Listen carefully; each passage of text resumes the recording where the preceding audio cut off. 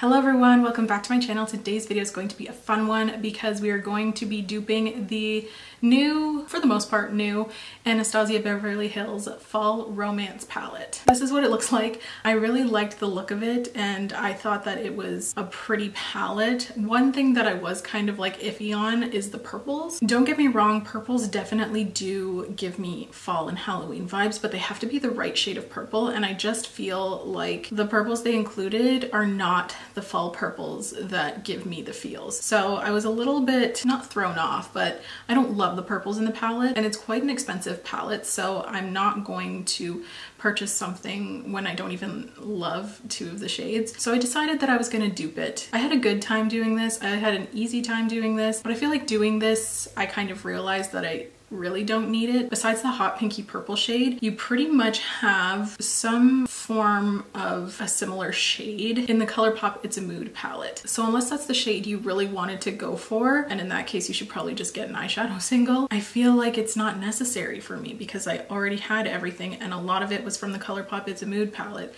I didn't choose them all from the Colourpop It's a Mood palette just because I like to be a little more exact, but I feel like some realm of the colors are all in that palette. And that palette has the purples that, you know, give me the fall feels. It's definitely a mood with that palette. This one by Anastasia doesn't give me all of the fall vibes, so I'm really glad that I took the time to film this video because it also kind of helps me sort out in my mind if I actually want something or if I'm just excited that a new palette's been launched. You know what I mean? Like, I don't really want it for my collection, I don't think. So yeah, without further ado, let's get into it and I will show you my curated palette. So this is my palette. This is this little top part here. I had a couple of options for a lot of the shades, so I kept those options down here. In case you don't have all the palettes that I have, there's a couple choices anyway. It's not exact, but I feel like I did a decent job at duping it. I feel like it gives kind of a similar vibe anyway. And yeah, without further ado, let's get into some swatches. Okay, so the first shade in the palette is called Smoke, and Anastasia describes it as a metallic silverish taupe with green gold reflex. The shade I picked definitely doesn't have green gold reflex, but it is like a really light metallic taupey color. Kind of has silvery reflex. This is the shade Love Hurts by Colourpop, and it is from the Smoke and Roses palette. Then we have the shade Moonlight, and Anastasia describes it as a duochrome lavender with a sparkling pink opal shift. For this shade, I also used something from the Smoke and Roses palette by Colourpop, and this is the shade Faithfully. It really has that kind of pinky reflect for sure. A couple honorable mentions for this shade is the shade Very Merry Unbirthday from the Alice in Wonderland palette. The difference here is this one kind of has more of like a bluish purple reflect to it. And then the second honorable mention is the shade Earth Shine. This is from the It's My Pleasure palette. And this one does pull a little more pinky toned, but it does still have that bluish purple reflect as well. Then we have the shade Fireside, which is described as a metallic rosy copper with sparkling reflex. For this one, I actually had to use something, well, I didn't have to, but I found the closest dupe was actually in a discontinued palette by Colourpop. Everything else pulled too copper. This is the shade Bohème from the Ornate collection that they launched, I want to say fall of 2020. Everything else was too orange or too copper, and this is the only thing that really had that gold flip that I think the palette shade has. This is the shade from the It's a Mood palette. It's a copper. It doesn't have that gold shift though, but I think you could achieve some really similar looks to that palette with this shade. And this is the shade Full Circle. This is what it looks like swatched. It just doesn't have that gold shift, and it's a little more copper than it is rose gold, but again, I think you could still pull it off and it would look very similar. Next in the palette we have the shade Divine, which is described as a duochrome vivid purple with sparkling pink pearl shift. This is one of the shades that obviously sticks out most in the palette, but it's actually my least favorite. I just feel like it's very spring summer. The best that I could find in my personal collection for Colourpop is from the, again, Alice in Wonderland palette, and it's the shade Lose Something. This one is a glitter shade, so it doesn't swatch as nice, but kind of gives the similar hot pink effect. I probably did have actually something closer now that I'm thinking about it. In that Cherry palette, but this one's more recent, so we'll just go with it. An honorable mention that I wanted to give is this shade from the It's My Pleasure palette as well, and that is the shade Bare Minimum. This is actually something that I like a little bit better. It is less bright, but I feel like it's more fall appropriate. It's just such like a beautiful, warm royal purple. I think it's so gorgeous, especially for fall. I wish they put something more like this shade in there. Then we have the shade Crown, which is described as a duochrome gold with a sparkling green blue shift. This one was also kind of hard to dupe, but I went with the shade Sweet Much from the Wannabe palette. In the swatches, this shade Crown, it looks very light, so this was one of the lighter golds that I had, but this one doesn't have that bluish green shift. I used this shade from the It's a Mood palette as an honorable mention. This is the shade Surrender. It also doesn't really have that blue-green shift, but I thought it was, you know, from the It's a Mood palette, so trying to keep everything in one palette.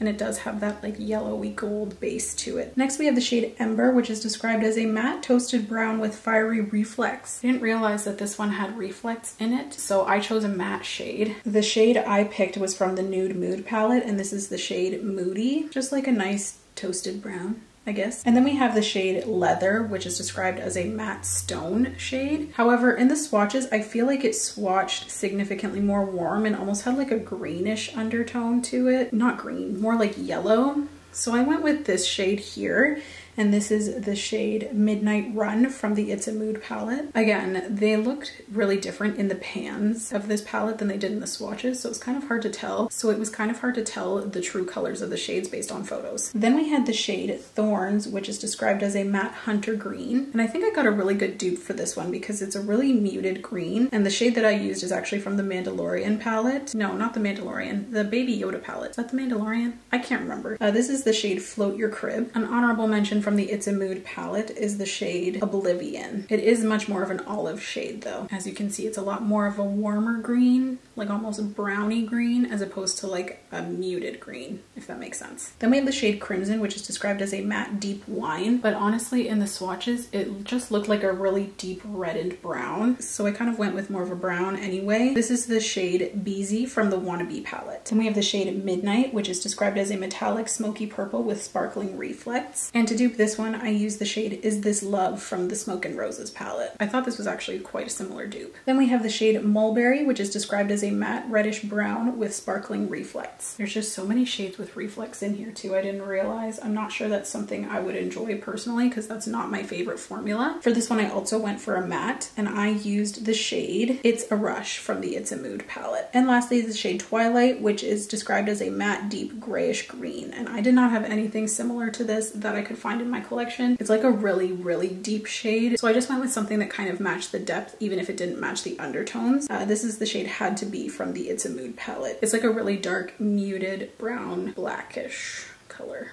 Browny gray, actually. But it's really dark, it almost looks black. So yeah, this is my palette. Again, it was kind of tricky to determine what the true color of the Anastasia palette was because it looked so different from the pan versus swatches, but this is what I came up with. And yeah, let's get on to a little bit of an eye look. Okay, so I'm going to start with my little duping palette.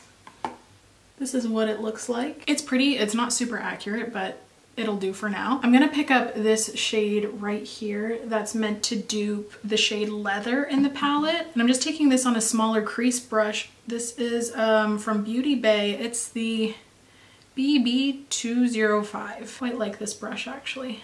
And I'm just gonna keep it pretty tight into the crease. And I'm gonna use this as a transition shade. So I'm gonna blend it upwards once it's placed into the crease. I also used a crease brush to kind of diffuse it out like something a little larger. Just can't remember which one. Oh, this is an old fave. I used the NYX 16 brush and just did one dab into the shadow and tapped it off. I just wanted to use something bigger to kind of diffuse this a little easier and a little quicker. Then I'm gonna take this little pencil brush. This is a Colourpop E5. It's just a little synthetic brush, and I'm taking this deepest shade, at least I think it's the deepest in the palette. It's the deepest in my palette. It's meant to dupe the shade, what's it called? Hold on. Twilight. And I'm just using this on my outer corner. Then I'm just going back with that smaller crease brush and kind of blending that out. I didn't put any extra product on it. I put all the brushes I used away I don't know why I did that. That wasn't very smart of me. That's so annoying. I literally can't find it, so I guess I'm gonna dirty another brush. Not that my brushes are particularly clean. I'm going to dip into this shade here that's meant to dupe the shade Midnight. And I'm gonna spray it with a bit of setting spray. This is just the Urban Decay All Nighter. That's such a pretty color. This is my favorite color in my palette. And I just applied that to kind of the center of my lid. I don't even know if I mentioned what I was doing. And then I'm taking the shade that's meant to dupe the color Fireside, and I'm gonna put that on my inner corner.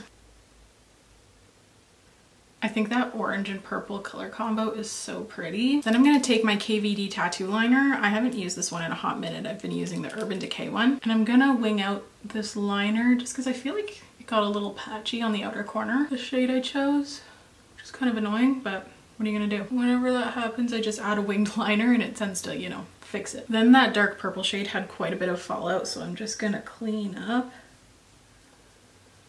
with some micellar water. Then for mascara, I've still been using this Marcel one that I talked about a couple months ago, which is just a couple videos back. I still feel like it's working really well for me. Depending on the price, I would definitely repurchase it.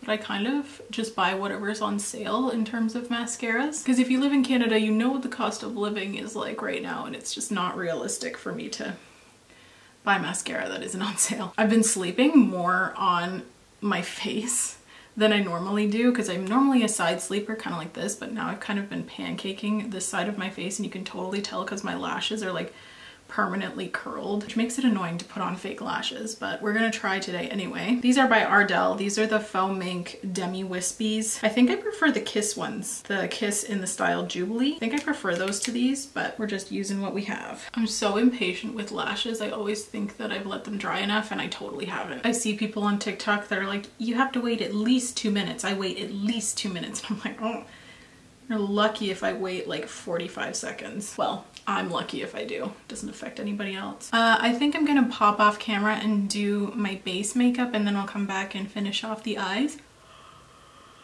I don't know why I'm tired. So yeah, next time I see you, I will have all of my base makeup on. Okay, so there's a squirrel right in front of my camera. Now I'm distracted. Okay, where was I? I'm gonna take this tiny pencil brush and the shade meant to dupe the color Leather, which was the first crease shade we used. And I'm just gonna use that to, oh, I got that right in my waterline. It was supposed to go on my lash line. And I'm just gonna blend it. I'm gonna line my waterline line my waterline with the Essence Extreme Lasting Eye Pencil in the shade Silky Nude. Then I'm just going to take the shade meant to dupe the color Fireside, so like that coppery shade we used on the lid, and I'm going to kind of take this on the inner lower lash line and kind of drag it out. And lastly, I'm going to do a bit of highlighting. I'm going to take this shade and apply it to the brow bone.